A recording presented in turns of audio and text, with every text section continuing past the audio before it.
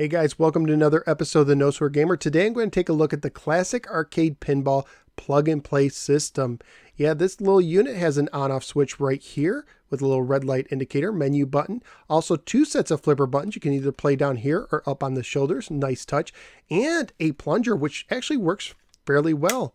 Really cool plunger there. You can also slap the side of the unit to nudge the ball while playing your game. It runs on 4 AA batteries kept in the compartment behind, and also has your standard RCA component cables to hook up to your TV, including mono audio. So let's go ahead, take the classic arcade pinball plug and play, hook it up, and see how it holds up today. Let's go to the games.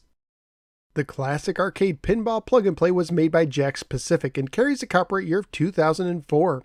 When you start, you get a menu screen where you use the flipper buttons to select between tables and options, and pull the plunger to confirm choices. The first table is Paleolithic Pete.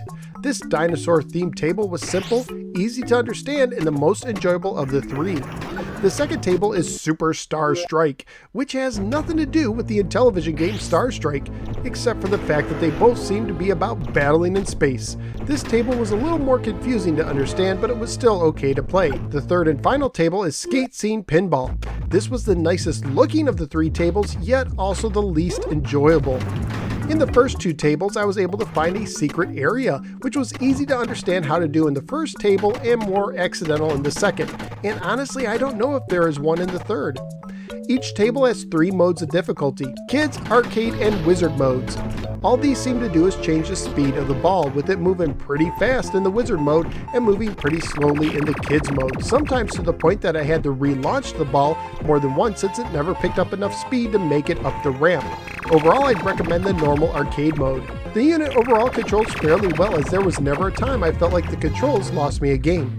I like that they gave you 2 choices between controlling the flippers with the regular or shoulder buttons, since I like using shoulder buttons for pinball games, but I did have a small problem with them.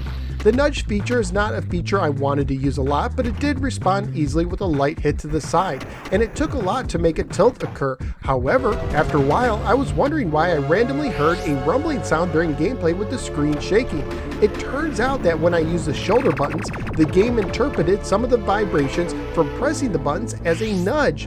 It didn't mess up my games that much, but it was annoying, so I ended up using the regular buttons more to avoid accidental nudging, even though I like using the shoulder buttons better. I will say that the plunger was pretty cool and responded well. There's also a high score scoreboard for each table, but your scores are not saved and the scoreboards get reset every time you turn off the unit. Graphically speaking, the games look somewhere in between the NES and Super Nintendo. Some things look nice, but nothing blew me away. The same can be said for the OK sounds and music. And being comprised of generic pinball action, this is a family-friendly unit as well. At the time of my research on eBay, these units were selling in the neighborhood of $15 each, including shipping. So what did I think of the classic arcade pinball plug and play? Well, let me start by saying that I was a little misled by the title, as I was expecting some tables based on real classic pinball machines, but what I got instead was 3 generic tables. The game controls well and the plunger works nicely, but I do wish it was a little easier to understand some of the goals of the tables.